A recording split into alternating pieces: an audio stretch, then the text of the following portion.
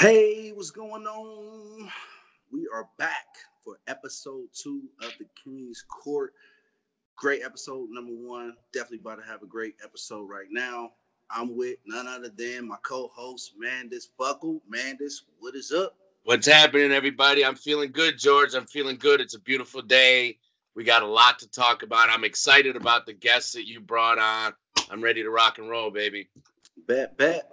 All right, so out the gate, go ahead and take us off. Race to the O. You know, we've talked in the past about the point system and what it's going to be like. This is actually now the first full year where you've got the 5 guys who finish 1 through 5, requalify, and everybody else has to make it through points. I think you're going to see a few people that everyone expects to go to the Olympia not make it.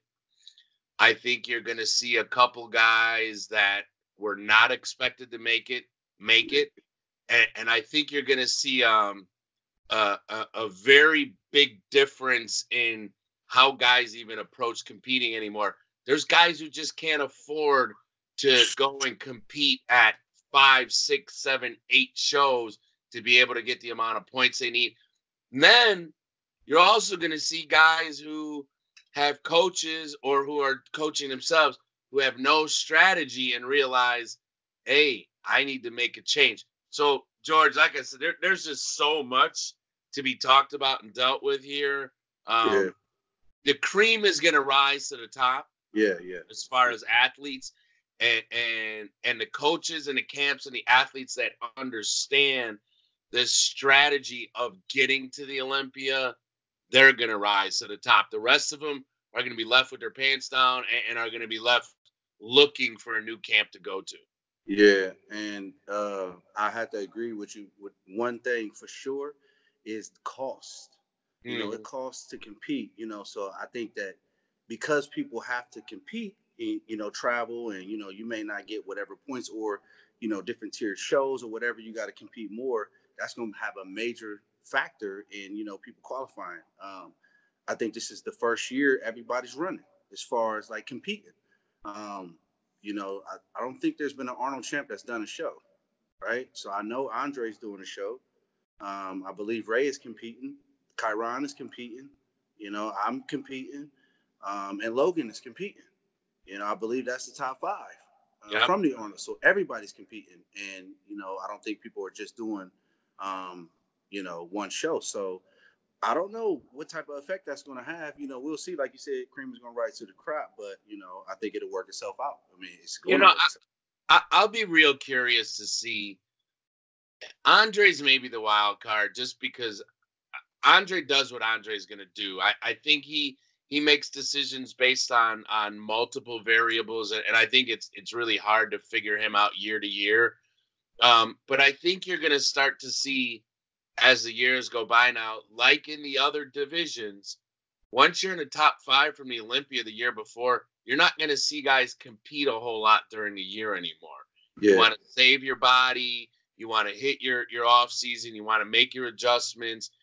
You want to be fresh going into the O. So I'm going to be curious about someone like Ray. Is he going to do 1 or 2 more shows and shut it down? Or is he going to go ahead and do a bunch? But I think after this year, you're not going to see guys who finish in the top 5 compete much during the year anymore. Yeah, I mean, I agree with that. I see the strategy, but it's also out of sight, out of mind. If you're sitting, you're sitting. And I don't think it's good to sit in anything. Of course, you need rest or whatever. But, I think you want to kind of stay somewhere into the, in the range of things. And you don't want to get lost in the sauce, So, like I said, it'd be interesting to see how it's going to work. It'll be very, very interesting. Yeah. With that being said, who's going to stand out for the season? Who? I don't know. George, I think it's actually going to be Chiron. Okay. Chiron. And I don't know if this guy can be considered a standout because he's been here so long. But I think the other guy that has a rejuvenated life, and we saw it from last week, is you. When we saw the back picture comparison, yeah, nobody can deny you've made some major changes, and that was really your first show with your new physique, and it's evolving. So if it's not Chiron, it's you, and if it's not you, it's Chiron. well, I'm biased. Okay, let's just say, but nah, I don't know, man. I guess can anyone consider you? Can they consider a guy who's been a perennial first call out at shows like Pittsburgh, New York, the Arnold, and the Olympia? Can you be considered a standout? Is the only reason I hesitate to put you out there. We can't say Ray. We can't say Andre. They're expected. They're the number. True, they're the number true. 2 and number 3 guys in the world. True. And True. no, I'm not saying 4 because Andre finished 4 and at the Olympia. Anyone who understands a sport would still say Andre Ferguson, other than Ray finishing 2nd at the Olympia. So right now, you have to say, from a tradition standpoint, Ray's number 2. But you can flip a coin and say Ray and Dre are 2 and 3 in the world. So how can they be standouts for the year? Well, I mean, you like you said, it's to be expected, but you would just have to move down the line, like you did, So I think Chiron, is proving himself, but you never know. There's some guys out there with no points that may, right. And just like Chiron came out of I don't want to say came out of nowhere because he had some wins, but somebody else is out there and they're going to move their way up, and it happens every single year, So I can't say, but it'll be interesting to see, and I believe it will be someone who can afford it, who is behind the scenes working and not saying anything that's going to pop up and shock us like, wow, you never know. So I think that's the interesting thing about when everybody runs, because it doesn't make things just, kind of by the book. I don't want to say by the book, but, the expected winner just doesn't win. It's kind of a wild card of a show. Yeah, I mean, we had Akeem Scott last year who came out of nowhere, and I mean that was the best rookie season we've ever seen, hands down. Yeah. Is there somebody else out there? I don't know. I don't know. It's going to shake itself out. Yeah. Okay, so with guys, running the entire season, how's that going to affect guys who's never done it? So are you talking about staying at the top now? Yeah, staying at the top. Like as far as like to stay at the top, or just to say this, like a person has no points, and they have to do one show, and they have to do another show, and they have to do 3 shows. Let's just say you don't win all of them, right? All of them aren't tier 1, so you get 8 points and I'm going off of straight wins. That's 8 and 8. That's 24 points, I believe, will get you in. I think the top point leader right now is 20 points will get you in. Something like that. Okay. So you have to do at least 3 shows. Well, if you're a person that's done only, 1 show a year or whatever, how is that going to affect you, going into Olympia? Yeah, I think the guys that stay at the top for a couple of reasons. I think first of all, they're the best. They're the best. And then when you're the best and you happen to come in how you're supposed to the majority of the time, I would say the top 3 or 4 guys in the world, we don't usually say that guy is off, or if he's off just a little bit. Yeah, we nitpick. How many times have we ever said Brandon Hendrickson, Andre Ferguson, or Raymond Edmonds were off? Like, he just didn't look good at all. So you've got the fact that they are the best. You've got the fact that they always do come in pretty sharp. Yeah. And then I think the other thing is strategy. Yeah. So we got to talk to Andre last episode, and he said, hey, he plans his shows, October, November. I think what he really meant was like November, December. He said October because the list, you see the majority of the list out in December. Yeah. Ray has the same coach, so I have to assume they probably do something similar. And I know what Brandon does, and we've planned that systematically the last few years. So that's why I think the guys stay at the top. You know, well, I would say it's the guys at the top normally have a different mentality. And what I mean is, they didn't just start at the top. So that means someone was there and they had to work their way up, right? And so when you work your way up, you remember how you got there, and then you remember being that person, that is looking at the person at the top, right? And so that those people are coming. So you continue to mentally get sharper and sharper and sharper, and you're like, nobody's coming for my spot. I'm going to make sure. And then with that, you get experience. So on top of being mentally strong, you have experience, so you know how to sleep patterns, you know how to strategize for shows and things like that. So it's a lot that goes into it, and people think that it's just something easy to do. That's why it's always just a handful of guys that continue to put out winning recipes. Do you think that a guy can make it to the top and not have much experience? Absolutely. Yeah. Yeah. Definitely. I mean, there's always an exception to the rule. We haven't really seen it much, though. If you think of the last everybody's worked their way since 2014 or 2015, who's been in the top 5 where they were in their, let's say, first 2 years? Very few people. I can't. I don't think we've seen it. Yeah. I don't think we've. As a matter of fact, the last guy I can think of who cracked the top 5 in his first Olympia was Brandon. Okay. And I believe that was his 3rd year competing. Okay. Other than that, think of the top 5 for the last 6 years. They've all been guys that have been 3 years or more eating. Which means nothing comes overnight. Nothing comes overnight. And that experience that you talked about right now looks like a necessity. Yeah. I mean, it is. And it's like anything, like, okay, let's look at the NBA or something like that, because I always got to take it out. Okay, so you got a LeBron. That's what you're talking about. You talk about LeBron, right? Comes out of nowhere. He's just a star. That's one person. Steph Curry started balling his 3rd year. If you look down the line, Kevin Durant, all of them came in. They were good, right? We knew they were good, but it took 2 and 3 years before they started murdering. Russell Westbrook murdering. James Harden murdering. James Harden was on the bench. Yeah. So you got to pay your dues. And people, what I'm seeing, they want it like now. And I'm like, dude, you did 2 shows. Right. Get in line. Get in line. I've blown 10 shows. Yeah.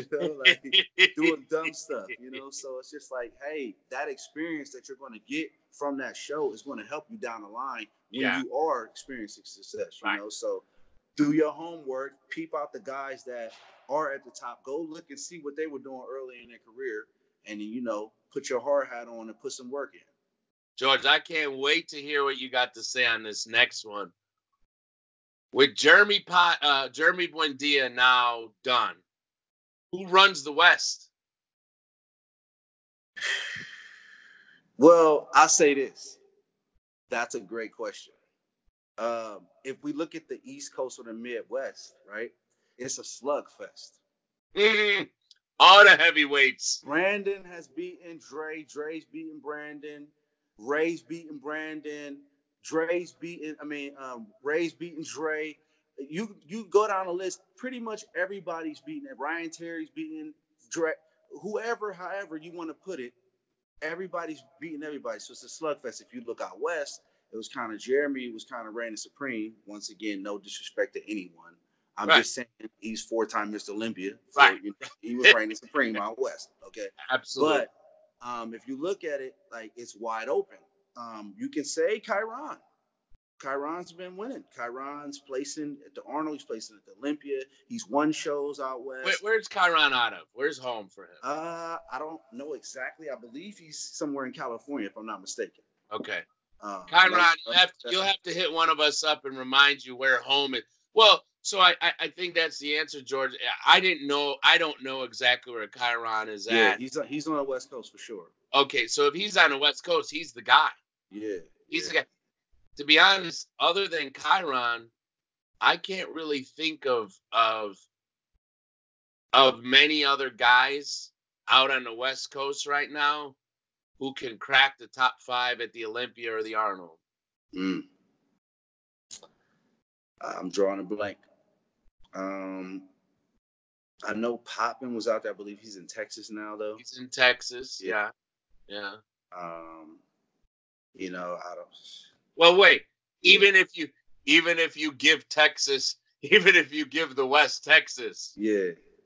I mean, Poppin was top 10 this year. You know, that's why I'm going with him. You know, he was. Let me see, who else was there? I was 9. Yeah, everybody else was kind of on this side. Besides Chiron, he was there. So Jeremy, of course. What do we attribute this to? What's going on out west that they're just, these guys can't crack the top 5, and now it looks like we really just ran down a list. I'm kidding when I say let's give the West Texas. Texas is Texas. So is there really nobody even in the top 10 from the West Coast? Is this you know, I don't want to say that. We have Fetty called out, first call out, right? He's West Coast. Okay, and where did he end up? Fetty. I threw your bone, Fetty. 8th, he was 9th. out there. Yeah, he was 7th, I believe. He ended up 7th. And that's at the Arnold. So first call. That's good. I don't know. He's got to prove it during the year, then, though, and he's got to prove it at the Olympia. Yeah, no, I'm just saying, like, people on the West Coast. Right. I don't know. I hope we light a fire in them, because right now I'm drawing a blank. Well, I'll be dead honest. I've always thought in men's physique, the West Coast has been, again, taking Jeremy out of the equation is weak, and I look at it as weak because they're small. Most of the time, what we've seen is guys that are real condition but small, and they haven't kept up with the times. They haven't kept up with the evolution of the sport. This isn't back in the day when it was Steve Cook and guys who had a real athletic look, who looked like Beachbody guys. They looked like larger version of basketball players, but there wasn't a ton of muscle mass there. Those days are long over. Yeah. So what's going on out west that they haven't caught on and kept up? Well, we can ask somebody. We can ask somebody. What?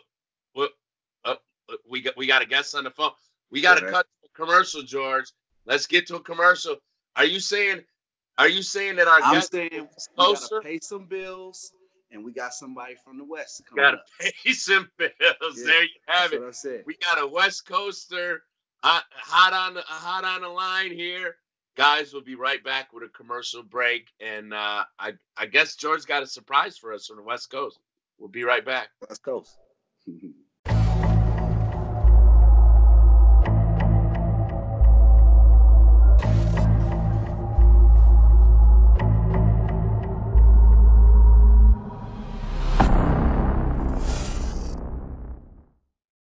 And we are back with none other than the West, like we was talking about, Ryan Bentson. Ryan, what's going on?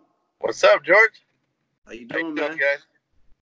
So, Ryan, we actually, just before we went to commercial break, we were talking about who runs the West now, athlete-wise. We said it seems like most of the heavy hitters are either East Coast or Midwest.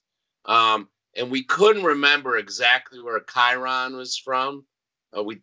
Yeah, he's a San Diego boy. He's out of Southern California. Okay, so we were right. So I said if Chiron is out there, it's him. Other than that, you're the expert on the West Coast. Let us know what's going on out there. Well, we got some good players out here in the West Coast. I got my team, I got guys all over the place. But I'd say, this weekend coming up, we're 2 weeks out from the next show, the Spectrum show up there in NorCal. I got Joseph Lee in that show. Cool. Joe won Salt Lake last year. He battled a couple times last year with Brandon. Brandon beat him at the first time, and then he actually beat Brandon in Salt Lake. that was controversial, but yeah, I was gonna say that I think that was probably the most controversial show of the year. Because where did he end up at the O? Last year's O, Joe actually didn't have a good run after that show. He ended up somewhere, I think, in like 11 or 12. The year prior, his best finish was 7th. Yeah, he's been up in the mix, but he's bringing it in a couple weeks. He's one of the hitters out here. Oh yeah, we got Tanel Rodriguez was somebody that was coming up, but Tanel just did China, and he took second to Brandon out there in China. He was looking good. Fetty Mo's another guy from California who said Fetty looking good. Yeah, Jumanji is one that we lost, and Jumanji is definitely to be respected. He comes in fried, full. He's definitely got a nice package to be dealt with. So, I agree for sure. Yeah, would we say he's running the West Coast right now? No, I would get that to Chiron. Because we had Jeremy Buendia for 4 or 5 years. He was the king of the West Coast. We know that. Who kind of takes that title now, that crown? Or is it just up for grabs until we see as the year plays out? Well, is this based off of where they live now, or if they're a West Coast? Yeah. Where guys live now? Because Potvin is a West Coast by heart. Yeah, yeah, but he's Texas. Yeah. He's Texas, right? Listen, we discussed Poppin. We had even Texas. We got to leave it to Texas. Yeah, so out here, honestly, the guys that I'm looking for, like at this next show, I got Andre Benson, who's he's got 10 points right now going to Olympia. Joseph Lee's in the show. Dean, can't forget about Dean. Yeah, veteran. Mm-hmm. Yeah, Dean's doing the show. Guys that aren't on my team, you got Xavier's and Arya. Arya's looking good. Yes, man. he's Arya looking put good. up like 15 pounds. Yeah. I seen pictures of him. He was looking real good. All right, question I got for you: how is it working with Sadiq? And can you tell us what's next? Well, honestly, man, working with Sadiq's been awesome, bro. Sadiq's such a good guy. I briefly met Sadiq throughout the years off and on, but after getting to know him through this prep, he's a stand-up dude, man. He's such a good ambassador for the sport. So as far as just a person goes, he's a great guy. Yeah. And the guy, he's humble. He's working hard. Originally, the plan was originally supposed to be the New York Pro. When he contacted me, we were only 14 weeks out from that Arnold, and he had taken a 14-month layoff where he was 14 months out of the gym, 14 months, away from dieting of any sort, just kind of, and so when we first discussed doing the New York Pro, I thought, okay, this is doable, but it's going to be hard. Yeah. Only 2 weeks into prepping together, he called me out of the blue and said, "Hey, man, I'm doing the Arnold." And so I was like, "Oh shit!" Game plan out the window, right? We went from 5 months to 12 weeks. Okay, so I had talked about it, thinking it being premature, but he thought we could pull it off, and I think we did tons of work in that short period of time. Absolutely, definitely. And he's a phenomenal athlete. I think. My game plan still, I would love to see him do New York. I don't think he's too keen on wanting to do New York. Sadiq knows his strengths, and we've talked about it, and I think people have talked about it. The one part that needs to be improved is the depth to his abs when we hit the stage. Yeah. And I know that the lighting at the New York Pro is always kind of not the best. And it tends to be the guys that are kind of big, chunky, deep abs that, the judges at the New York Pro were sitting like 50 yards back, man, and the lighting was never great. The farthest of anywhere else. True. And if you're one of those guys, like Sadiq comes really dry and crispy on the surface. His obliques are always peeled, and his skin's really tight. And he's nice surface vascularity. But I think the guys that have that really good depth show from that kind of distance under that kind of lighting. So we don't know if that's going to be the best circumstances to put him in. Sure. Ryan, that's interesting. George and I have been talking. We talked earlier on this show, and we touched on it last show. you know, you can hear the experience and the knowledge with you talking about not only what you need to do with your athlete, but what the strategy and game plan. Game plan, yes. You know, I've been feeling this sense of urgency. I feel it all the time, right? Everybody who's successful always feels this panic feeling all the time. And I always feel it. I wish my athletes felt it all the time. You know, I try to game plan as much as I can. You know, truthfully, the way this is now, if you're skipping shows in your hometown, you're out of the running, man. Like, you're not going to make it. I mean, in the past, I mean, look at the points right now. There's already dudes on the board with like close to 30 points. Yeah, 24, definitely. Right. And so last year, 13 was the number that got in. And I told everybody before the season started, 13's not even going to come close this year. You know what I mean? I think like 20. That's what I'm thinking. I'm thinking 20. Minimum, maybe 16, but 20 is probably the bottom end. You know, and so there's a big difference between taking a second and a first. You know what I mean? Like 8 points to 4 points. Like seconds aren't going to cut it this year. Yeah. And those are tier 4s. So Ryan, how much does that play into as well when you're strategically planning the shows for your athletes, not only location wise, but are you looking at tier 1, tier 2, tier 3, tier 4? Yeah, absolutely. You know, the main part I look at though is I'm realistic with my guys, and I tell them you're not a tier 1 show guy right now. You know, like there's a reason why I didn't have many guys at the Arnold, because, you know, nowadays with the amount of shows, you got to be very strategic, because how many good shows do you have in your system every year? True, you know what I mean? True. How many times can you peak?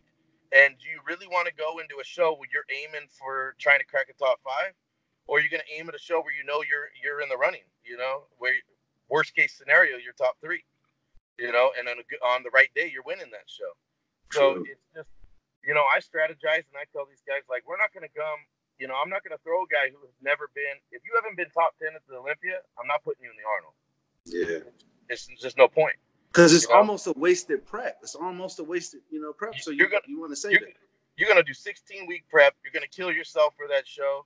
Best case scenario, you're going to crack, maybe try to break close to the top 5. It's not worth it. Yeah. Every point at this point counts, man. Yes. So you can't be wasting 16-week preps and all your energy on a show you can't crack. You know, I know George has a couple of things he wants to ask you, but right before, because of what you just said, I want to get this out. You know, we've seen this year now quite a few veteran athletes all go out to you. You know, you got a handful of guys who've been around a long time. When a veteran athlete goes to a coach, that speaks volumes. Veteran athletes don't go to an unproven coach that they think maybe is going to help them or maybe not. They go, you're the guy. You've got experience. You've got the pedigree. We know you can resurrect my career, get me to the next level, whatever.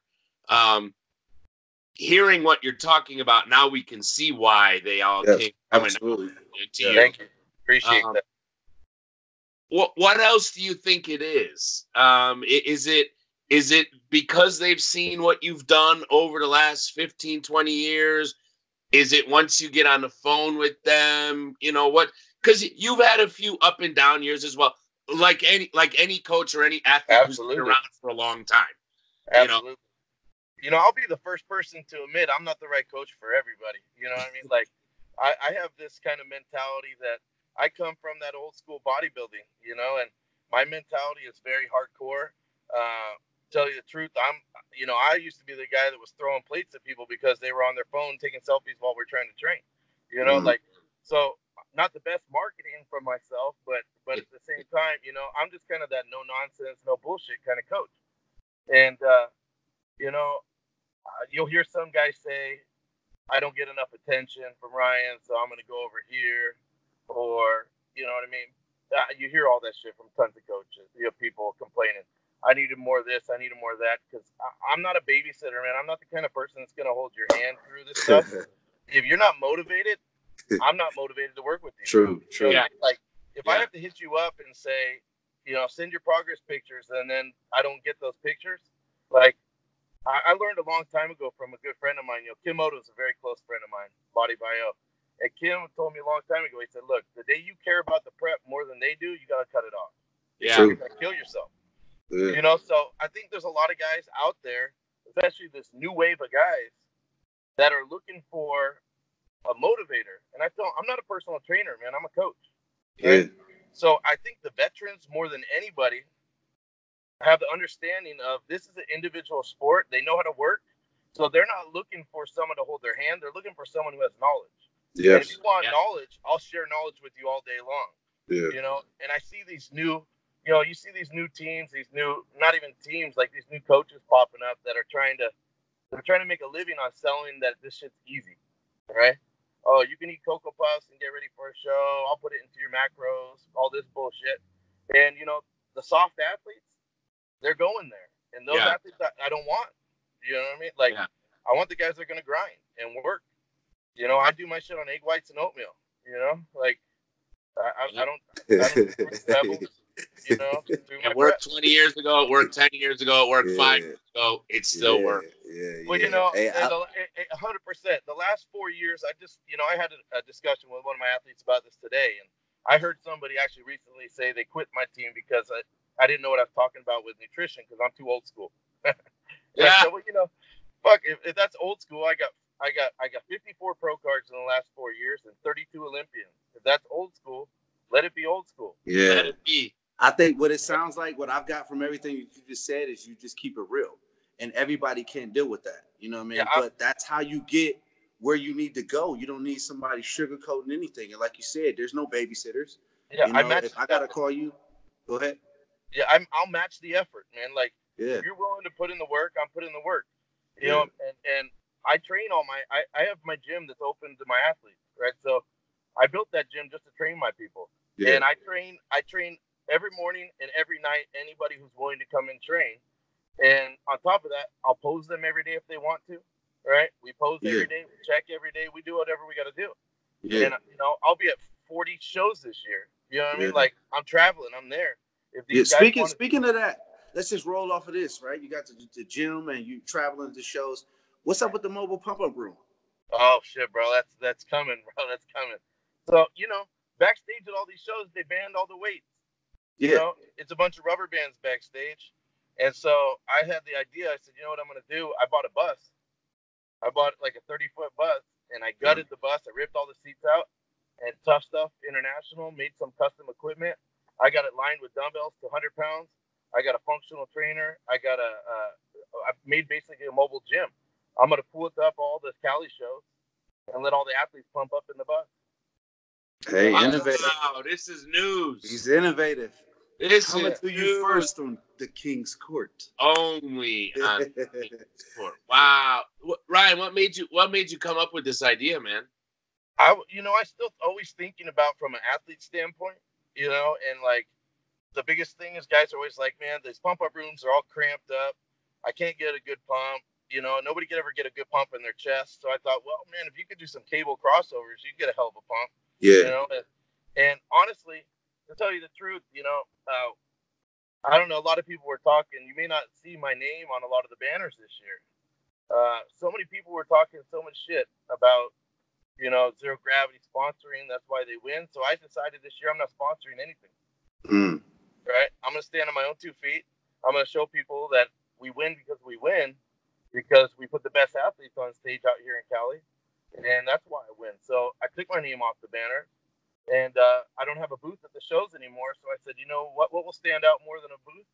A big-ass bus with my logo all over it sitting in the parking lot. That's for sure.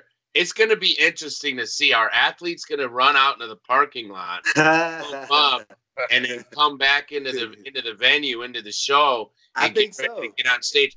And if so, are there going to be promoters who try and nix that? Well, here's the cool part. I'm looking for sponsors. If they want to get their name on the bus, that's cool. That's super cool. I think it's fantastic. I think it's a cool idea. Like I go out, I'm there. And for the pros, I'd rather have a real pump. And for me, what I was thinking about, when I'm thinking about for the pros, right? So we know they give the pros a time. Like you're on stage at 12. True. So We don't have to mess around inside. You can stay out in that bus pumping up till 11:45. You know what I mean? As long as you're in that backup, that room by 12. So you know what I mean? These guys can chill. It's air conditioned. I have a microwave. Are you going to be driving out to Salt Lake City? I'm possibly driving out there. Plus, you know, it's I'm thinking about, you know, having a little area for the coaches in between. So when the athletes get off stage all upset, we just lock the doors to the bus. That could be real dangerous real quick. Yeah. All right, let's roll on. We talked about Sadiq. Let's talk about Jeremy Poppin. You know, I know he's back over with you. He's looking great from all the pics that I've seen. I don't think this is the first year he hasn't qualified from like an Olympia, so he still has to qualify. I don't think he's done he's been doing like one show per year in the past. So he has to do multiple shows, obviously, to qualify. How do you think that's going to go? And what's his plans for the year? You know, I just went out to Texas and trained with Jeremy a couple weeks back, just to kind of go out there and get him fired up again. I know that he always fed off of training in the environment at Zero Gravity when we were training together. You know, last year, you know, our first year together, we took a third at the Olympia, and then the second year he was fifth. Last year he decided he went over to Cement Factory. Not knocking Cement Factory, but he went to 10th place, and I think he looked great. You know, it wasn't nothing to do with his prep or, you know, but I think that not just about coming in as big as you can or as conditioned as you can.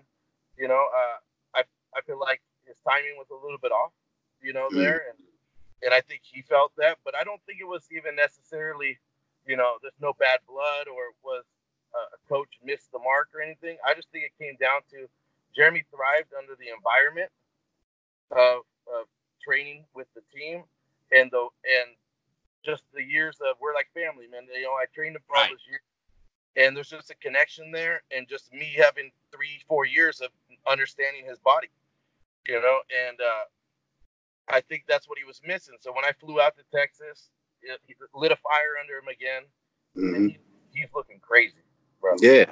You know, at the end of the day, a coach-athlete relationship is far more than just the meal prep and the cardio adjustments and how you water deplete them. Especially when you're with somebody for years on end. Absolutely. It's an absolute relationship, and your job is to bring the best out of that athlete. And it's not always just X's and O's. So, it just speaks volumes again about who you are as a coach. The fact that these veterans that are coming to you, the fact that guys that you've had successful that thought the grass was greener and came back to you, the fact that you've been doing this for decades now, the innovation of this pump-up bus. It's gonna be cool. I gotta make a trip out there just to see this thing. I'll bring it to Salt Lake. Listen.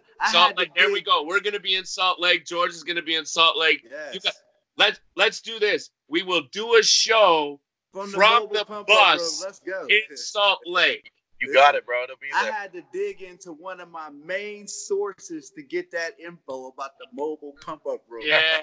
So we got to check it out. Coach show from the bus. You got it. Hey Ryan, man, I really appreciate having you on, man. You know, the knowledge, I'm pretty sure people going to take from it. Well respected. I love your energy. I see why, people want to go to you because you motivate them. Like, you're already motivated, but then when you got that person right there that really wants you to succeed, you know, that makes a major difference. So I know your guys are going to come out hitting. They always do. Appreciate that. Wish you luck, definitely for the rest of the season. And if there's any East Coast guys, man, that, want to come to the West Coast. Listen, I'm pretty sure, somebody going to roll because you're proven, so like I said, I appreciate having you on. King's Court, episode 2. Loved having you. Mandus, you already know. See you guys for the next episode. This is the King's Court, and long live the king. Long live the king. Until next time, guys.